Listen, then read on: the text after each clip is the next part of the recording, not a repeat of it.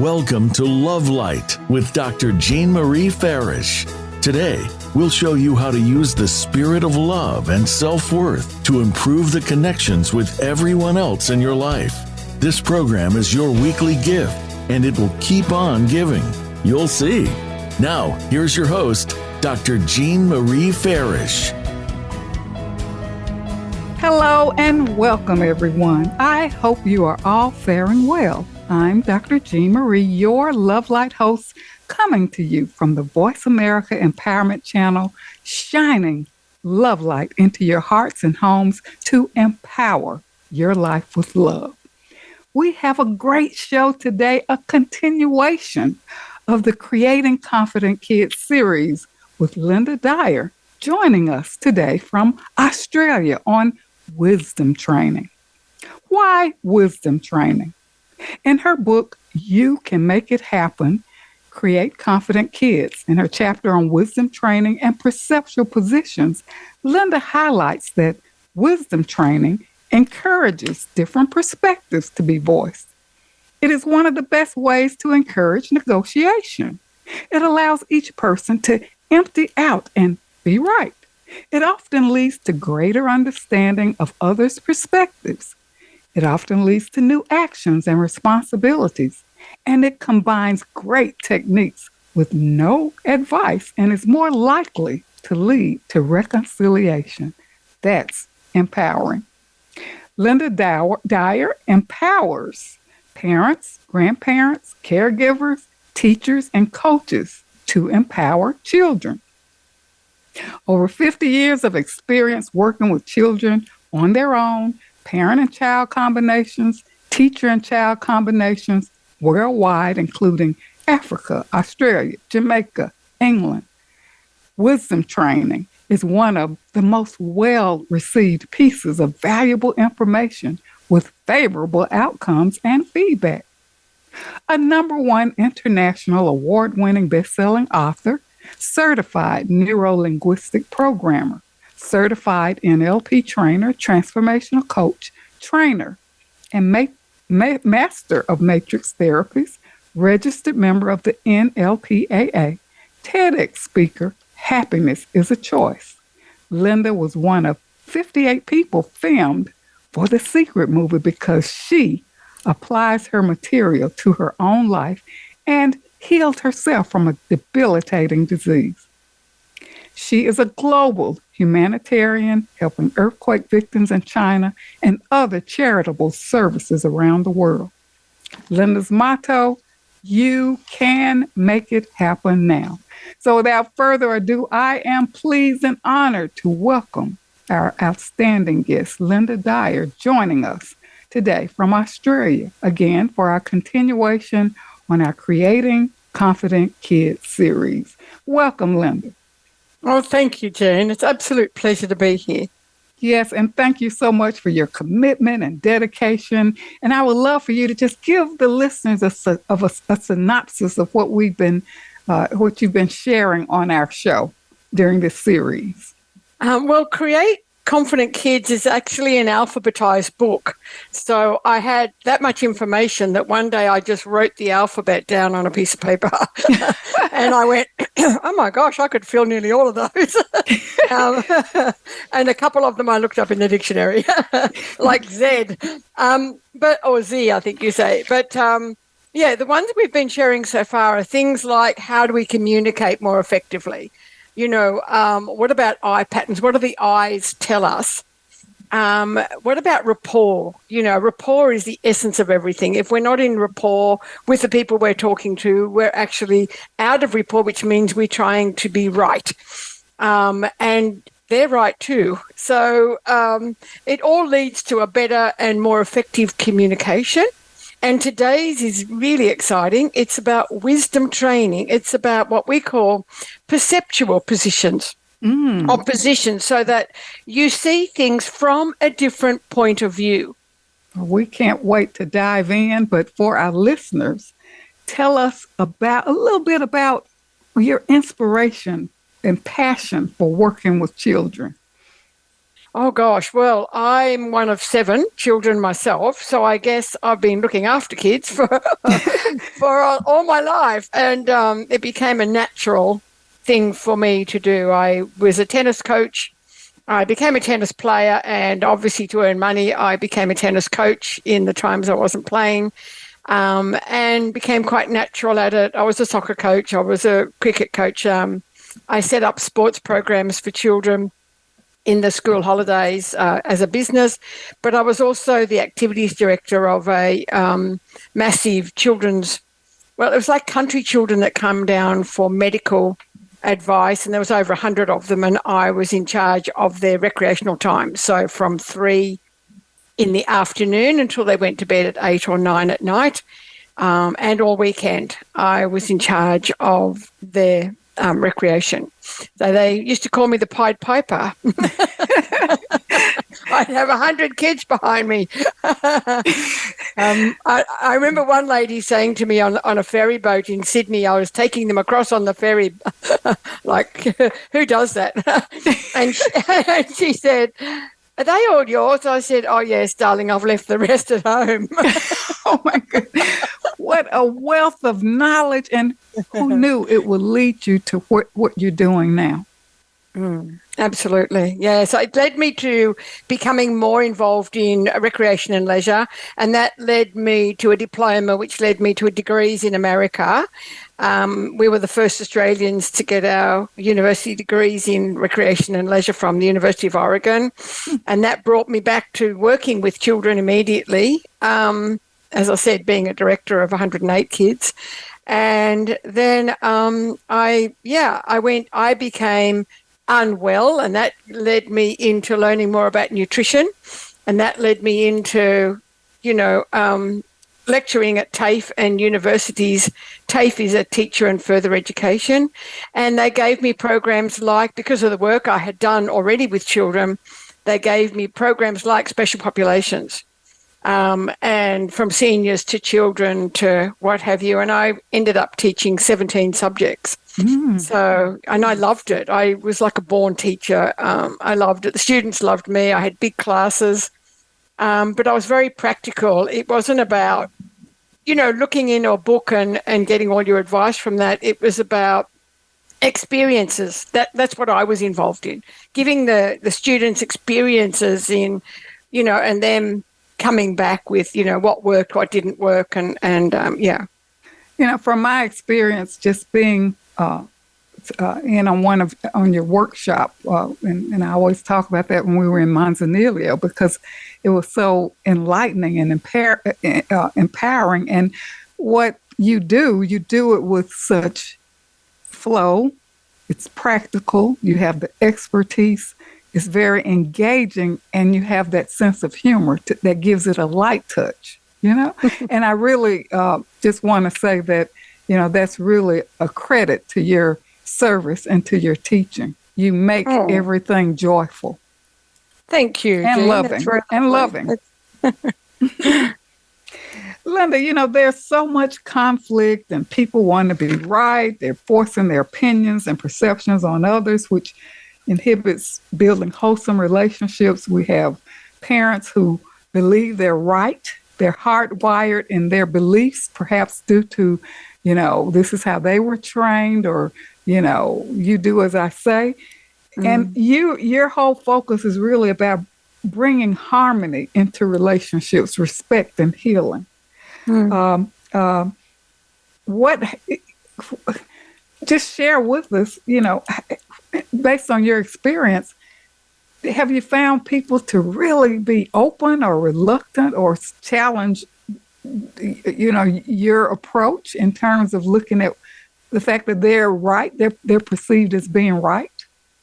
Look, absolutely. Even when I was teaching classes, I had a boy stand up and ask me when I was going to come down to earth. Oh, my. I said, probably never. And then I had other kids in the class that said, can you come and have a look at what I've done in the last 48 hours and show me the massive changes they've made because of the material they took on board. they looked at it from a different point of view. And you see, the mind is so quick. We can do whatever we want, in the flick of finger. So if we choose to be dogmatic and think that everything's right, and that, us being right is actually like a lack of self-esteem, because it's like we've got to be right in order for us to feel good, rather than allowing the other person, the child, the partner, to voice their opinion, and then using the words, "that's interesting," rather than "you're right" or "you're wrong." Like, compared to what? Yes. They're right or wrong compared to what? Think about that. Yeah. So that's interesting. I love that statement, because it allows you to be able to say, well, that's interesting. And then you have time to process a good enough response that says, that's an interesting perception. I'd like to think about that for a while, rather than, no, you're wrong, you have to do it this way. Yes. And as you shared in your TEDx talk, happiness is a choice. Mm-hmm. And we want to be happy. What is it?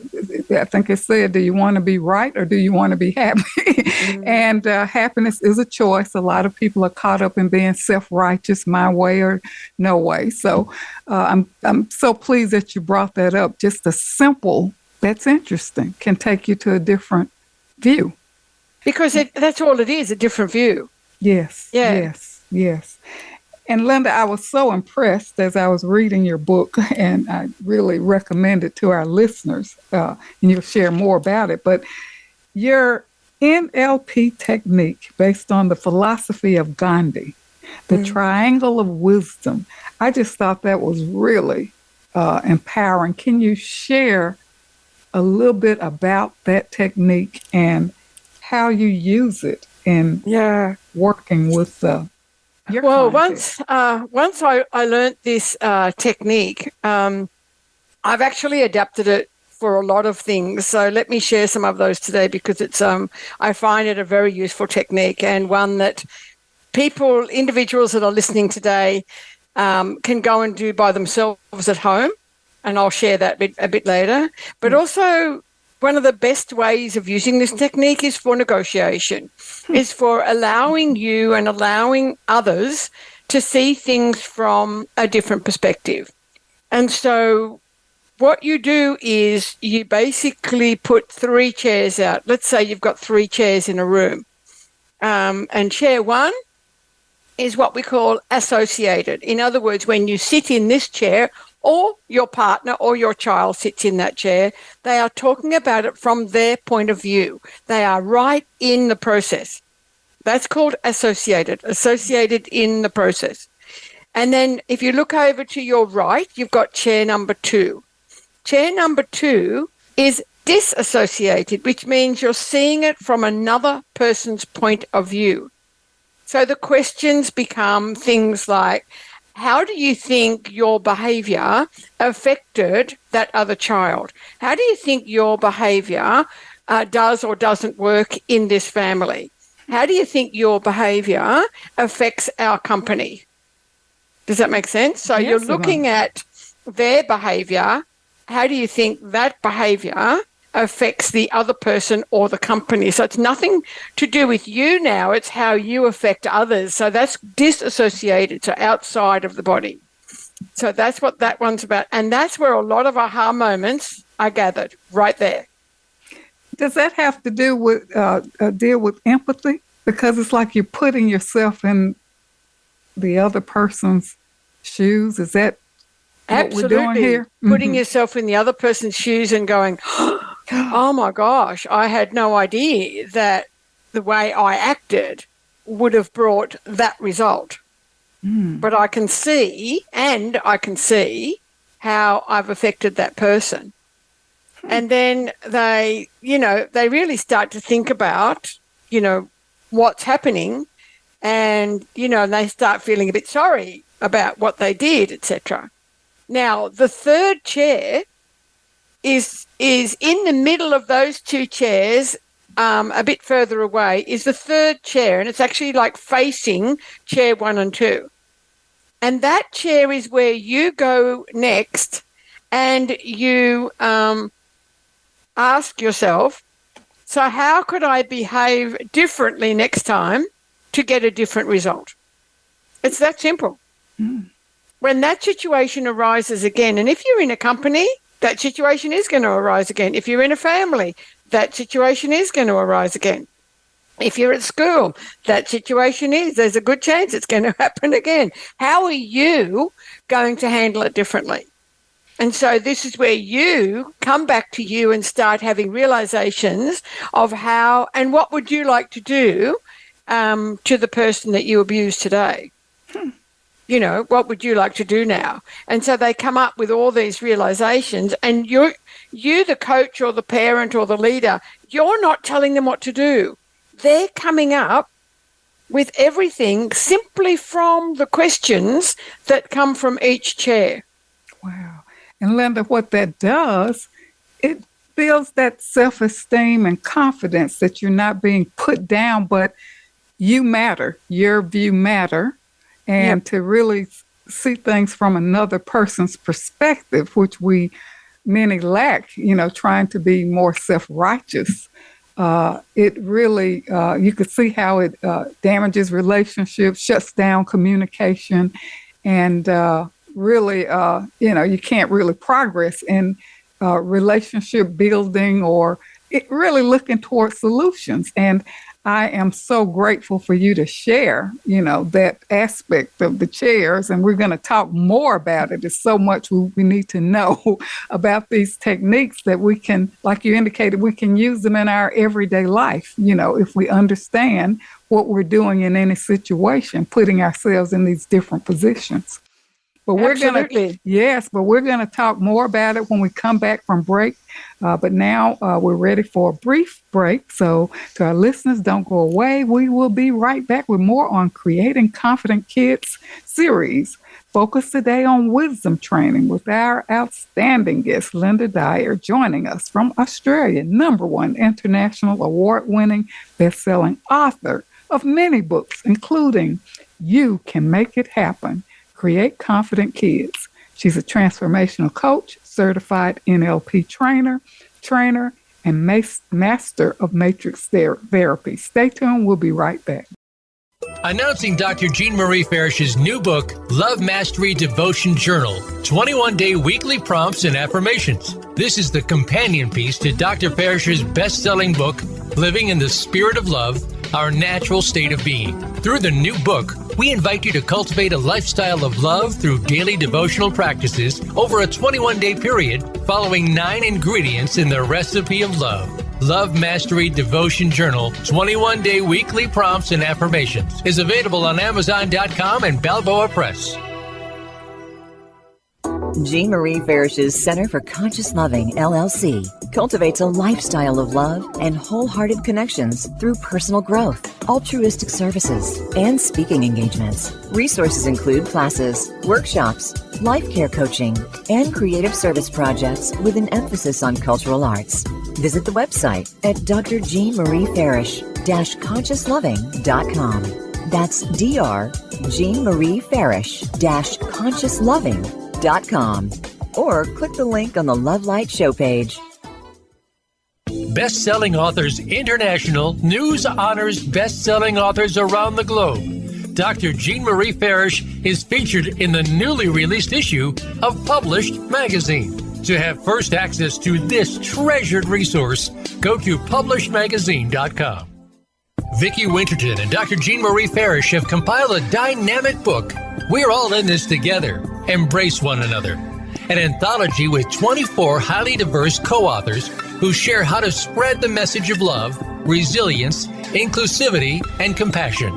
This book is an invaluable source of uplifting, inspiring, and positive insights for spreading positivity in the world. We're All in This Together, Embrace One Another is available on Amazon.com. Be sure to get your copy today. Dr. Jean Marie Farish is proud to announce the release of her new book, Living in the Spirit of Love, Our Natural State of Being, available now at Balboa Press. This book will help you master your life and flourish in love. You'll learn how to become a better and more evolved you. Feel good by making life-affirming choices. Deepen your feelings and expressions of love. Tune in love and sustain the change. And flourish in love and find your joy. Visit BalboaPress.com and search for Living in the Spirit of Love and enjoy Dr. Farish's new book today. I'm Judy Satori. I'm a spiritual channel and activator of human potential. You might have heard me speaking on the Voice of America on Dr. Jean Farish's show, Love Light, because I've been speaking about the challenges that are besetting all of us right now and how we can surrender but also keep on going. I want to invite you to join my new Facebook group that is devoted to heart-centered connection and unity. Through this Facebook group, you can also join my free access question and answer session with Spirit on the first Wednesday to Thursday of every month. Just search Ascension Community on Facebook to join the group. In this session, I answer questions and transmit energy from Spirit to give you guidance and support. Because life on planet Earth ain't easy right now, and there is so much help from above, from beings of love and light, from multidimensional realities who are actually here with us, wanting to step up and support us. I welcome you to become part of our ongoing group conversation about evolutionary change and how it's affecting us as human beings and affecting our life today. Many blessings to you. You can find out more about me and my work at www.ascensionlibrary.org. Have a wonderful day. It's your world. Motivate, change, succeed. VoiceAmericaEmpowerment.com.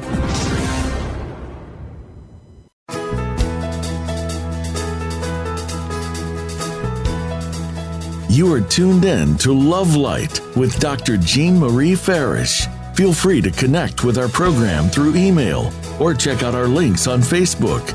Reach Jean at Jean72Farish@yahoo.com. That's Jean72Farish@yahoo.com. And now, back to Love Light. Welcome back to Love Light, Living in the Spirit of Love. And if you're just joining us, we are with our outstanding guest, Lynda Dyer, joining us today from Australia on our series, Creating Confident Kids, with a focus on wisdom training.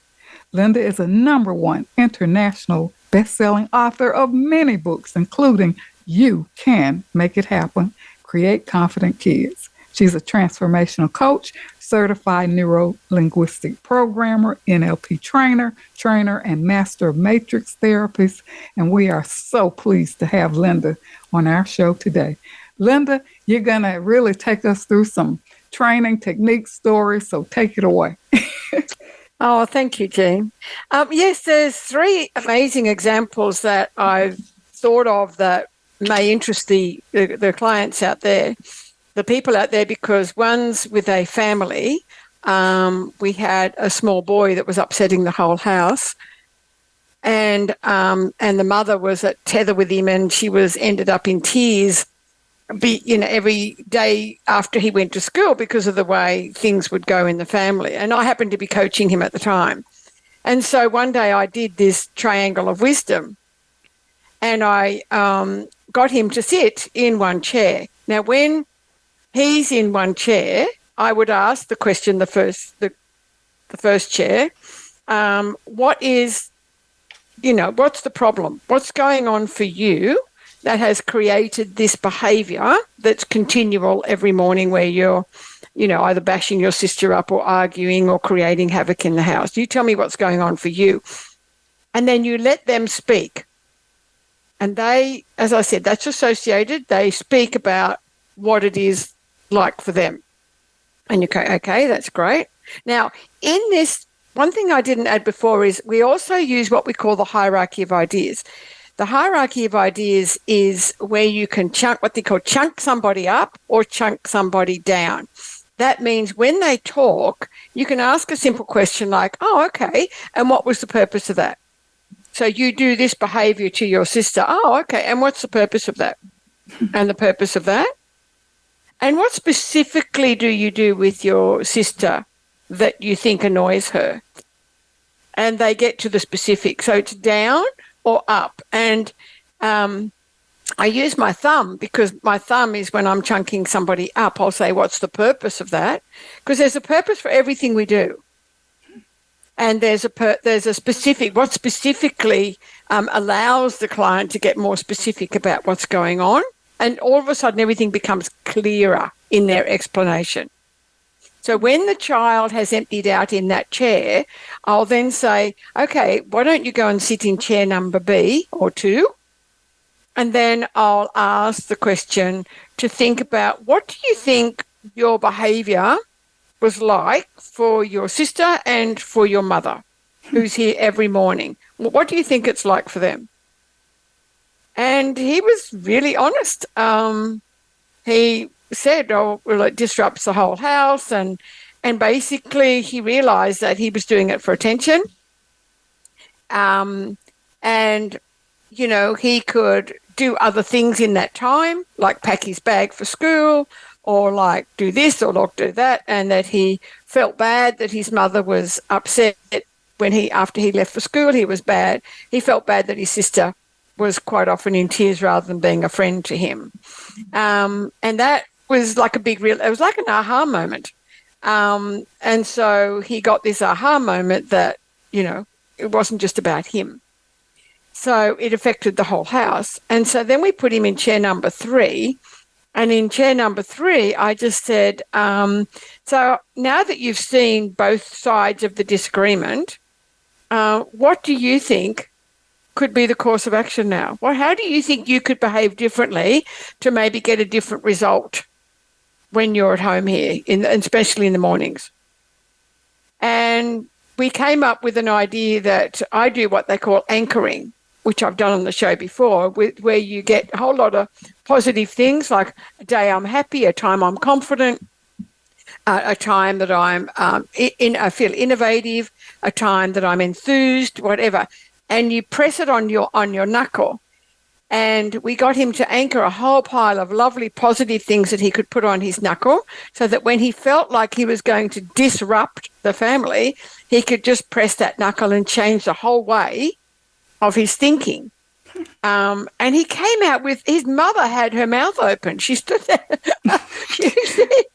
She stood there with her mouth open because she couldn't believe what was coming out of his mouth. Are they all, Lynda, are they all sitting around, or do you work with them? How does that happen? The mother asked permission for her to be in on it because he was a young boy, and I obviously gave her the permission. Okay. And the irony of it was that when he went to school and I spoke to the mother, it turned out that it wasn't just all his problem. The mother saw her mother in his behaviour. So you can see what's going on here. She's not seeing him as the child, because I'm thinking, who's the parent here? Someone's got to be a parent, you know. He's running the whole house with his behaviour. And so she actually then said to me, I said, because as a coach, you pick these things up. And I said, who does your son remind you of?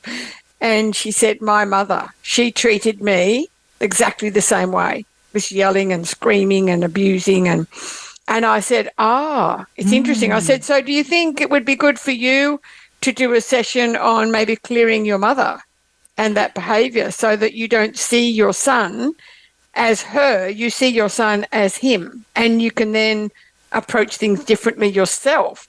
So do you see, out of this one wisdom training, we got a whole bunch of things done, and that family went away on a beautiful holiday together. He came off his ADHD medication, which and she put him onto nutrition. She didn't see him as her mother anymore. And, you know, I don't coach people for a long time. I coach people for a short time. until they can work things out for themselves. And it's beautiful. It was a beautiful. Yes. There were some points for consideration kind of related to this particular story you're sharing with us, that children may take a parent's position unconsciously, and they can also pick up parents' unresolved emotions. Yes. So in the womb, a child, even a baby, so let's say you're having a bad time when you're pregnant and somebody dies in the family and you go to a funeral and you don't realize that baby, especially if they're a kinesthetic baby, a touchy-feely baby, they can pick up your emotions and they can come out as a sad child. And they can grow up as a sad child and they don't know why, but they're carrying your emotion. And that's the essence of what some of us do. And also as a child, you know, I used to feel for my mother because she had 7 children. I used to feel for her all the time. And so I became a leader, if you will, very early in my childhood. I remember trying to do the washing and getting my fingers caught in the washing machine thing because I was trying to help my mother, like, you know, because she had so much that she had to deal with. You know, or help her. We all ended up having to clean a particular part of the house. But some children can actually take on their parents' emotions to see if they can take that away from the parent. And so, but what this mother was doing was believing that her child was just a reprint of her mother. And she was, you know, it was for her, it was like, in our neurons and dendrites in the brain, we have a pattern of behavior. And in her neurons and dendrites, it was one of the patterns. And now it's being done by her son, but it was done by her mother before that. So that same pattern that created her anger or created her feeling less than kept coming up.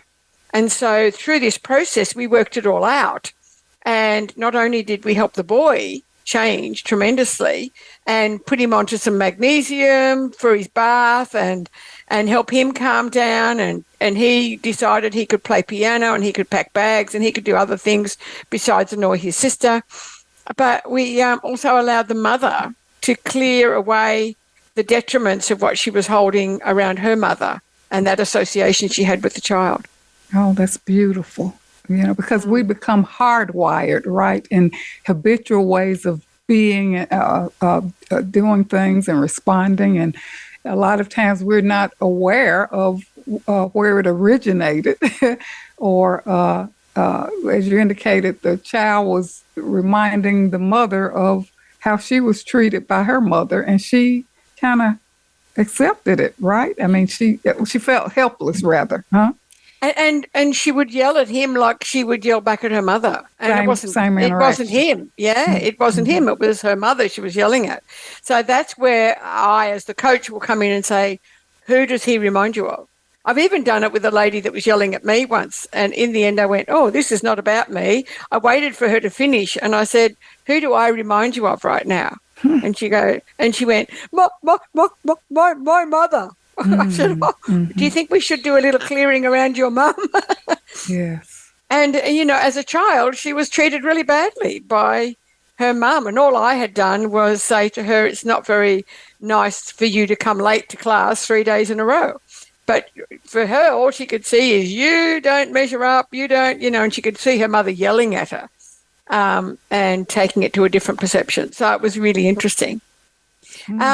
Another really good one that I did here was in a company where a father had told his daughter that she could run the company in 2 years, you know. And so I was already coaching the daughter. And then one day I got a phone call and she said, you've got to come over here now. And she was crying her eyes out. And it was on a weekend. And I'm in the car driving over there thinking, what am I going to do? And then it all dawned on me, and I got there and I said, set out 3 chairs. And I put her in the chair first, and I said, what do you think it's like for you working in that company with your father? And she voiced her opinion. Yeah, he told me I could have the company in 2 years, and I wanted to go global, and off she went. I said, okay, great. Please move over to the second chair. And I sat Dad down the head of the company, in the first chair. I said, okay, so what is it like for you in the company? Oh, my God, he said, I'm working with my daughters who think they can take over, but they haven't even met the staff. And they just want to turn it global and do this and do that. But without the staff, it's taken me 15 years to love these people. They've been with me 15 years. Why? And I just think if I give it to my daughters, they're going to wreck everything in a couple of years, if even before that. And then I said, and what else has happened? He had already put money in a bank account, like $500,000, for his daughters to buy their own house. And I said, so you want your daughters to have all this responsibility in running your company, but you don't give them any responsibility. That's interesting. I said, it turned out he was paying their fees if they got into trouble on the road with the cops. He would just pay it. He was paying their rent. And I said, so what part of responsibility are you doing with them that will allow them in any way, shape or form to run a company? And he had the biggest aha moment. By the time we went round to the second chair, and he said, what do you think it's like for your daughter? For you to say you're going to hand her the company and you don't, and and what do you think it's like for your daughter to pay everything for her and yet still want her to be responsible? Well, crying and aha moments, the whole thing. Well, do you know, in the end, he worked out from this that he needed to go and sit in her office and teach her how to run the company. She worked out that she needs to go and meet the staff, and she would meet 2 staff members and really get to know them every second day. And then she went straight to the pay office and told them not to pay her rent anymore and not to pay her fees if she gets into trouble on the road for speeding, etc. That she wants to be responsible for her world now.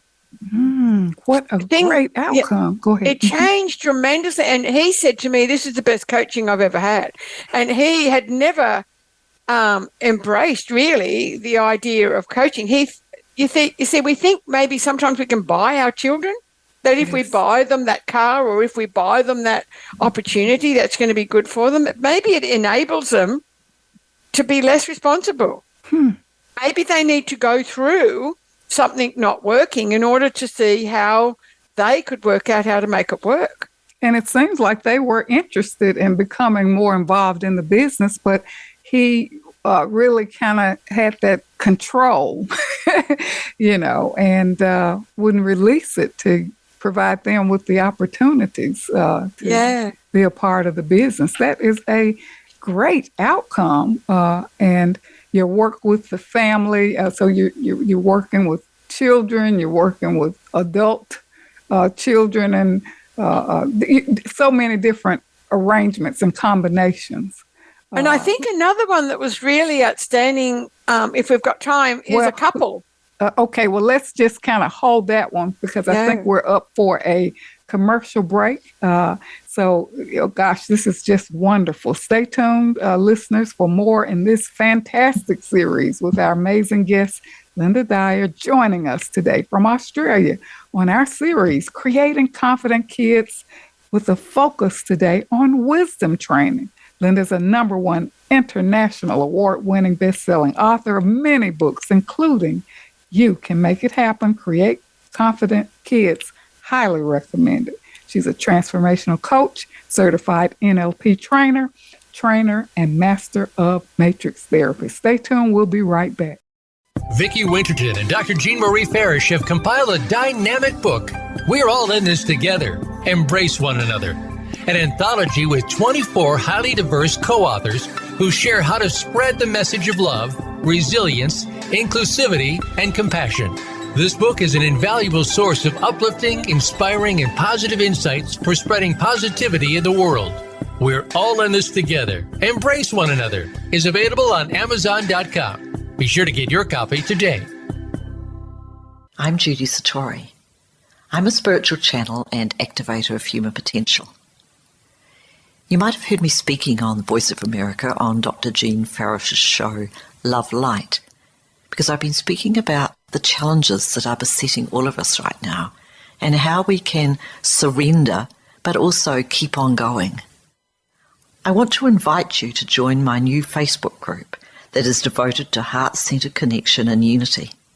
Through this Facebook group, you can also join my free access question and answer session with Spirit on the first Wednesday to Thursday of every month.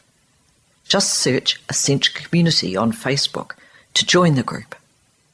In this session, I answer questions and transmit energy from Spirit to give you guidance and support.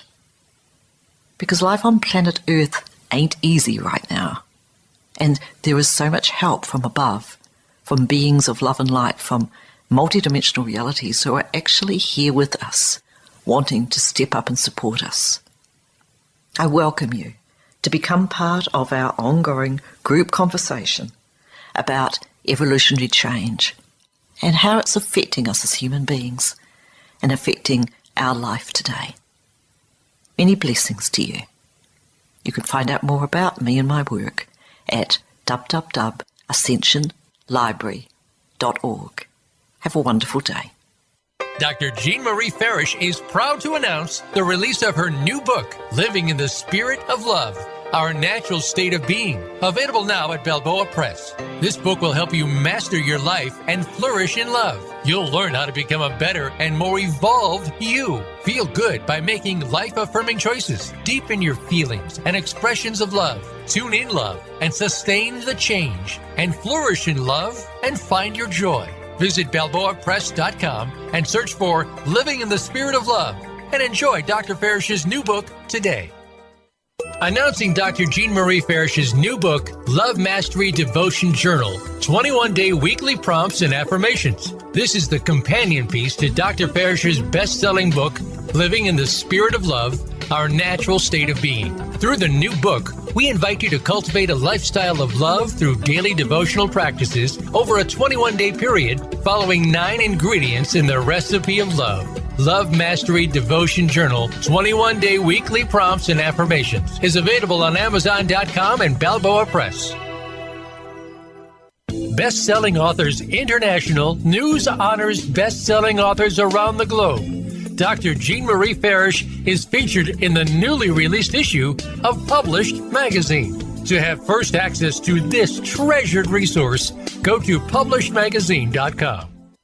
Jean Marie Farish's Center for Conscious Loving, LLC, cultivates a lifestyle of love and wholehearted connections through personal growth, altruistic services, and speaking engagements. Resources include classes, workshops, life care coaching, and creative service projects with an emphasis on cultural arts. Visit the website at drjeanmariefarish-consciousloving.com.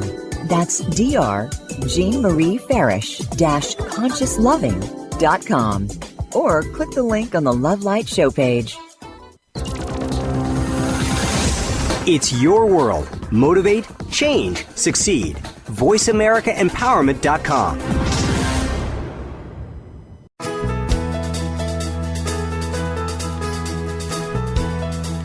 You are tuned in to Love Light with Dr. Jean Marie Farish. Feel free to connect with our program through email or check out our links on Facebook. Reach Jean at Jean72Farish@yahoo.com. That's Jean72Farish@yahoo.com. And now, back to Love Light. Welcome back to Love Light, Living in the Spirit of Love. And if you're just joining us, we're with our outstanding guest, Lynda Dyer, joining us from Australia on our series, Creating Confident Kids, with a focus today on wisdom training. Lynda is a #1 award-winning, international best-selling author of many books, including You Can Make It Happen, Create Confident Kids. Lynda's a transformational coach, certified NLP trainer, master of matrix therapies.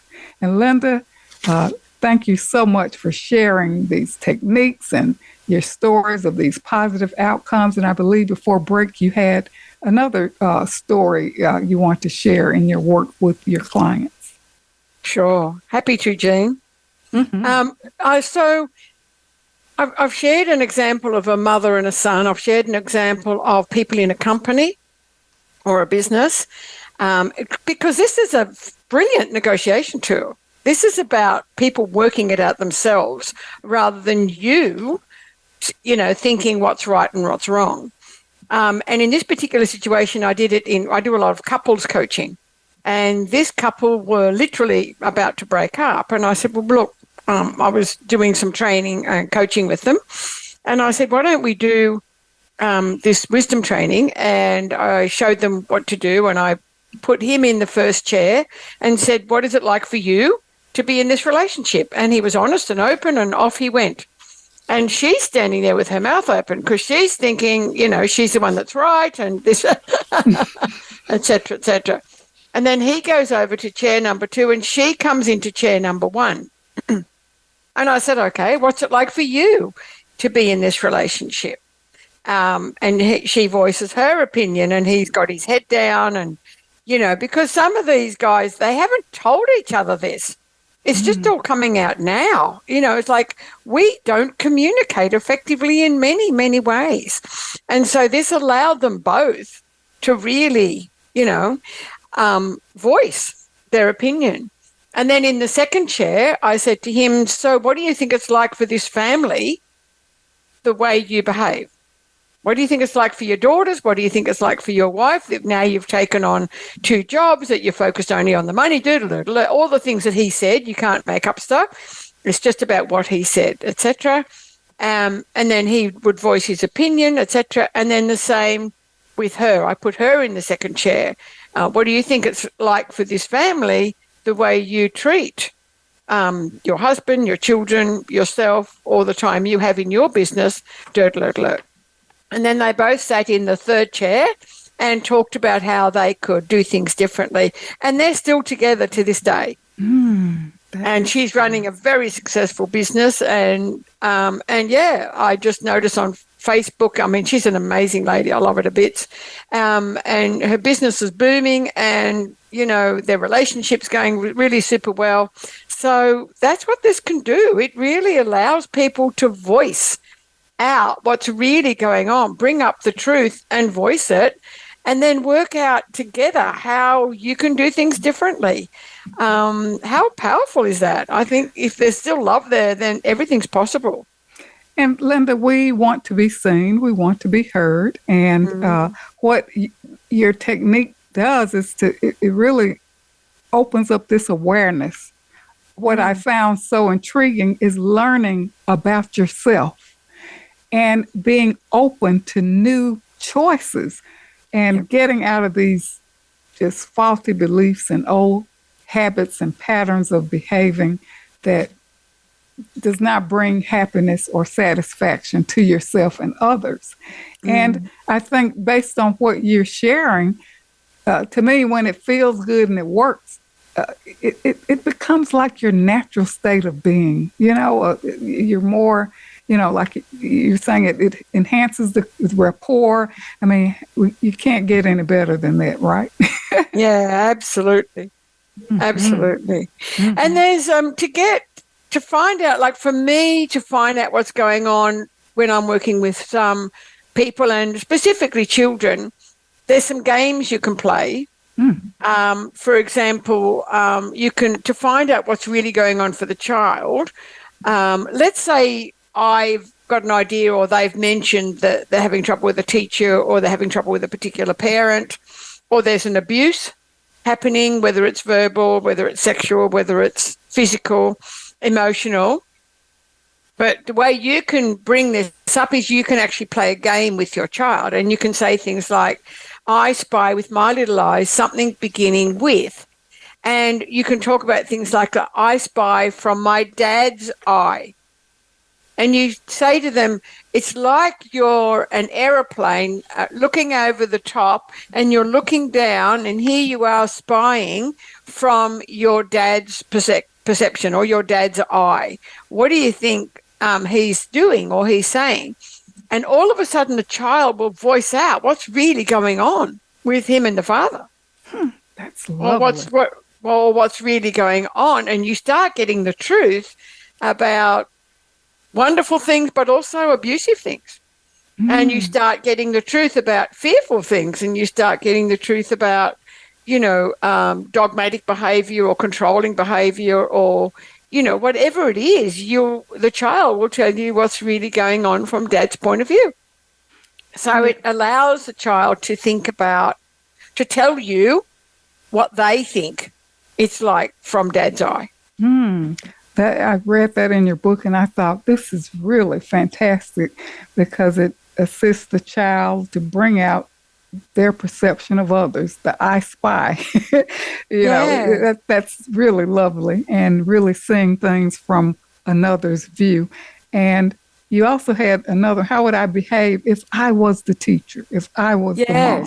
Can you share a little bit about that? So let's say you put yourself in that other chair and you say, so if you were the teacher or if you were the father, how would you behave? And get the child to talk about what they thought they wanted from that teacher. So a child may not be learning well at school and they're coming home and they blame the teacher. Now, remember, we've talked about this before. Yes. The minute we blame anybody or anything, we've lost our power. We lose our personal power through blaming. Because I blame, in other words, I put all my life is run by that, the weather, the grass, the teacher, the whatever. My life presently is run by that because I'm blaming them for the way I feel. Rather than with this process, if I was a teacher, I would behave as if and then this.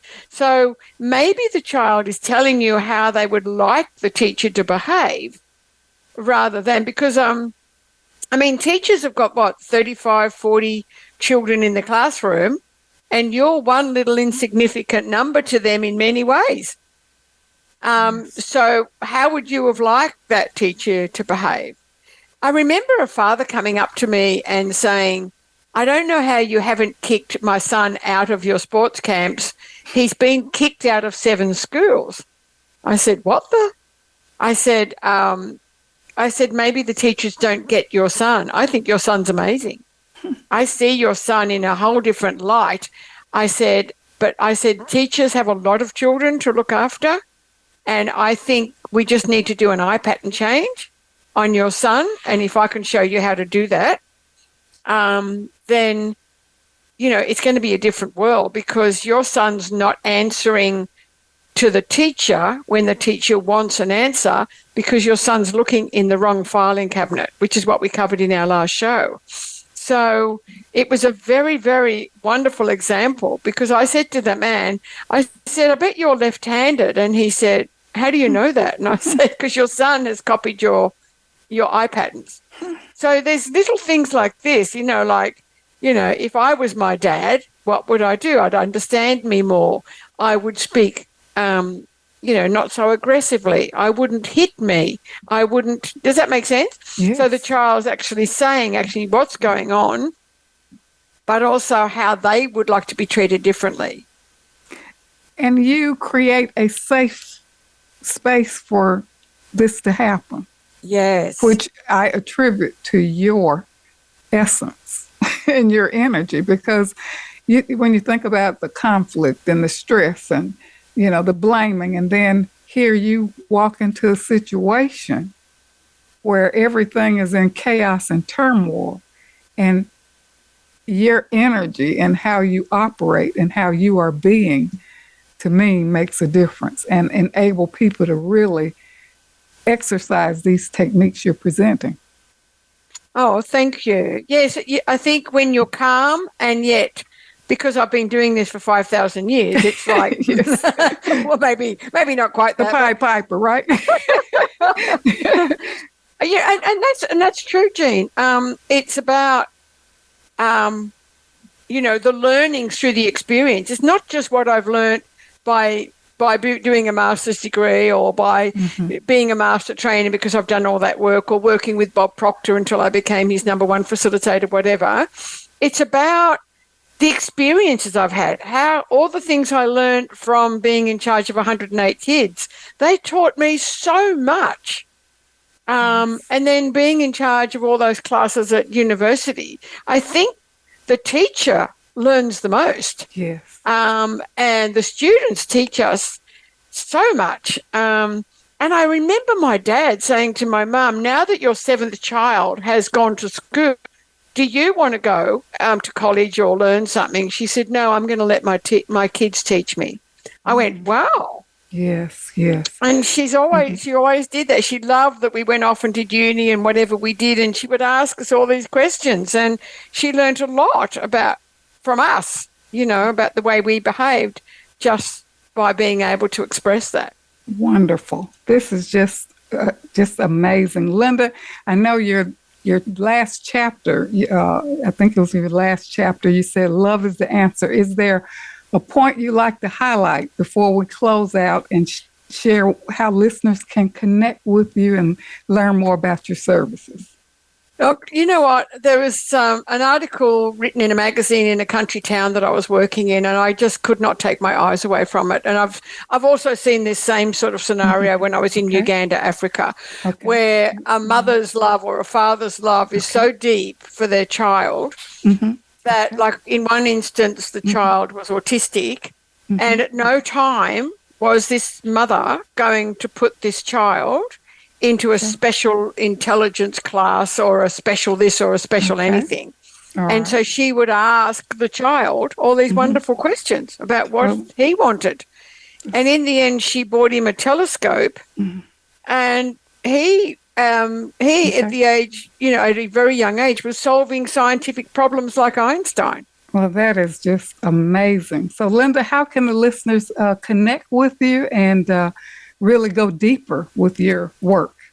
Look, if they email me at Lynda, Lynda, at Lynda, Lynda Dyer, Dyer.com. And that's also my website, Lynda-Dyer.com. They'll be able to see what I do. But if they email me, I'm happy to offer them a free coaching by Zoom. I do a lot of training and coaching. I'm coaching at the moment an overseas gentleman.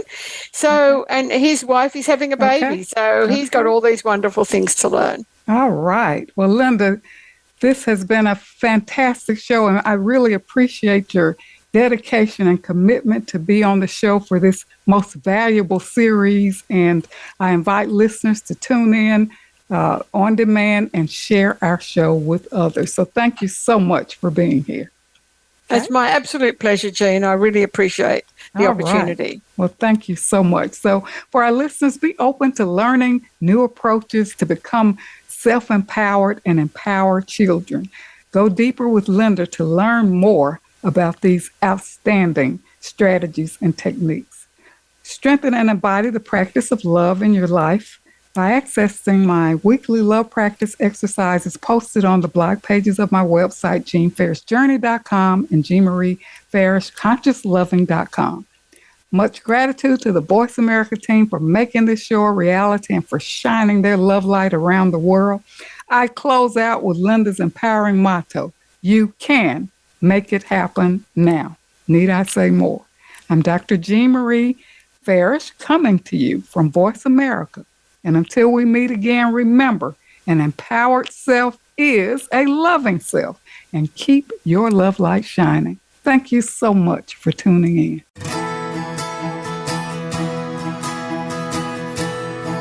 Thank you for listening to Love Light this week. Be sure to join Dr. Jean Marie Farish again for another program next Friday at 9 a.m. Pacific Time and noon Eastern Time on the Voice America Empowerment Channel.